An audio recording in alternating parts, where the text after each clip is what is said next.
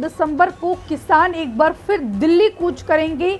Shambhu border से किसान नेता सरवन सिंह पंढेर ने यह बड़ा ऐलान किया है।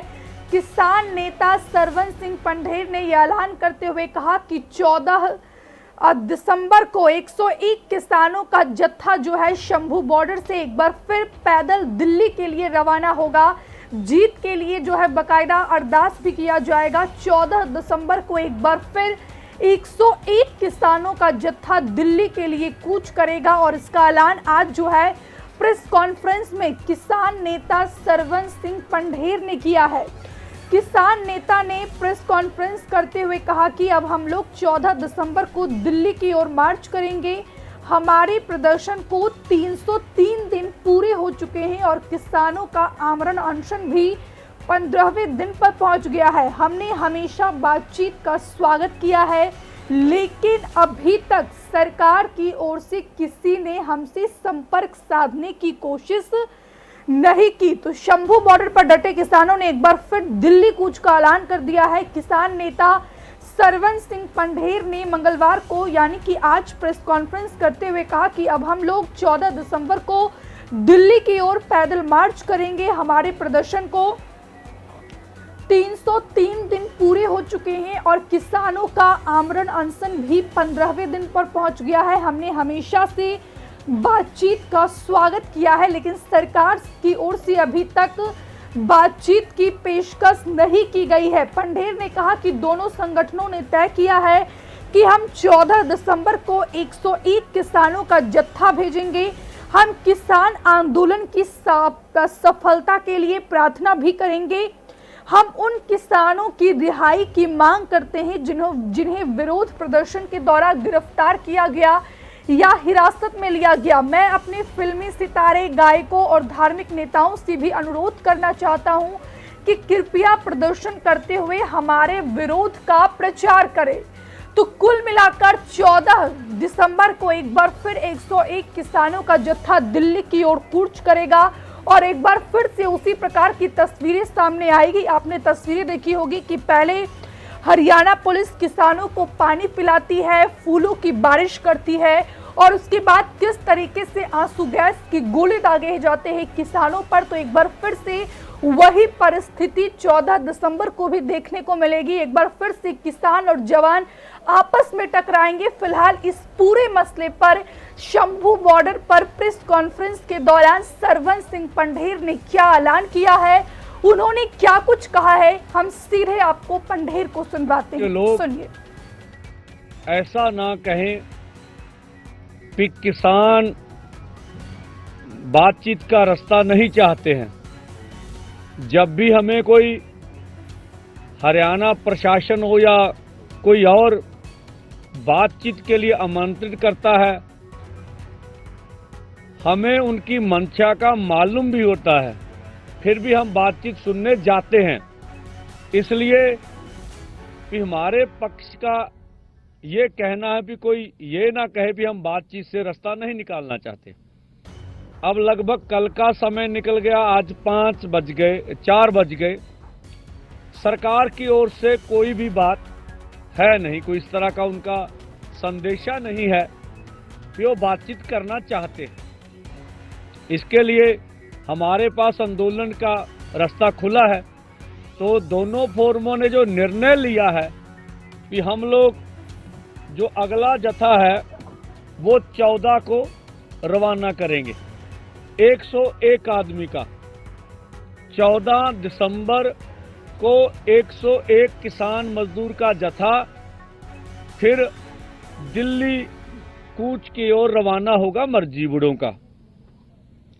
और जो भी परिणाम पहले निकले हैं, जिस तरह से हमारे किसान घायल हुए हैं, आज जो खनौरी पर हो रहा, इस सब की जिम्मेवारी मोदी सरकार के ऊपर है। इसके लिए हमने क्या सोचा, एक तो आज सरदार मेजर सिंह अभी तरन तारण से हैं, उनके माथे पर रबड़ की गोली लगी थी, उनको पीजीआई रेफर करा जा रहा है।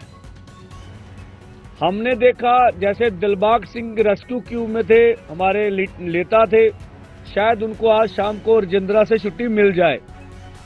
जो हमारे नेता अभी स्वस्थ होके मोर्चे में आए हैं वो अभी भी अच्छी तरह से घूम फिर नहीं सकते। तो हम जब अगले जत्थे का ऐलान करते हैं इस बात का भी ख्याल रखते हैं कि जितने किसान जख्मी हुए हैं उनकी रिकवरी हो जाए, अच्छे हो जाए, स्वास्थ्य अच्छा हो जाए तो फिर भेजेंगे। आगे जिस तरह से आप देख रहे हैं, और मैं कहता हूं बेशर्मी की भी कोई हद होती है। जब खट्टर जैसे बोलते हैं भी अब अन्य व्हीकलों के ऊपर दिल्ली चले जाइए, और पहले क्या बोलते रहे भी आप पैदल चले जाइए। तो केंद्र के अथवा केंद्र के भाजपा के राज्य मंत्री अपनी विश्वसनीयता जी विश्वासता है वो गवा चुके हैं, जो हम समझते हैं।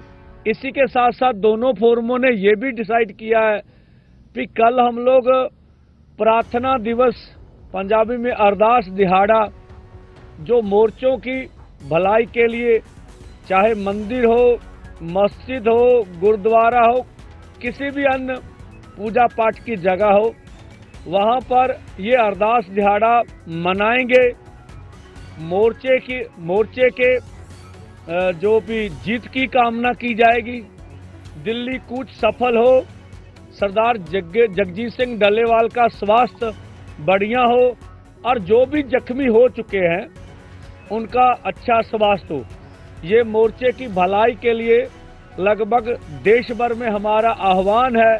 पंजाब में हमारा आह्वान भी, गुरुद्वारे में जाएं, सुबह प्रसाद कराएं और अरदास करें मोर्चे की चढ़ती कला की, और उनके लिए प्रार्थना करें। इसी तरह से जो भी देश भर में अपने अपनी आस्था के अनुसार मोर्चे की भलाई की अरदास करें।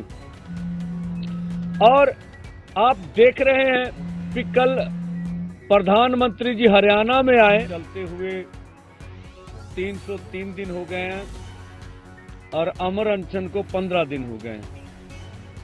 और जो हमारी ओर से कोशिश थी कि भारत के लोग ऐसा ना कहें कि किसान बातचीत का रास्ता नहीं चाहते हैं। जब भी हमें कोई हरियाणा प्रशासन हो या कोई और बातचीत के लिए आमंत्रित करता है, हमें उनकी मंशा का मालूम भी होता है, फिर भी हम बातचीत सुनने जाते हैं। इसलिए कि हमारे पक्ष का ये कहना है कि कोई ये ना कहे कि हम बातचीत से रास्ता नहीं निकालना चाहते।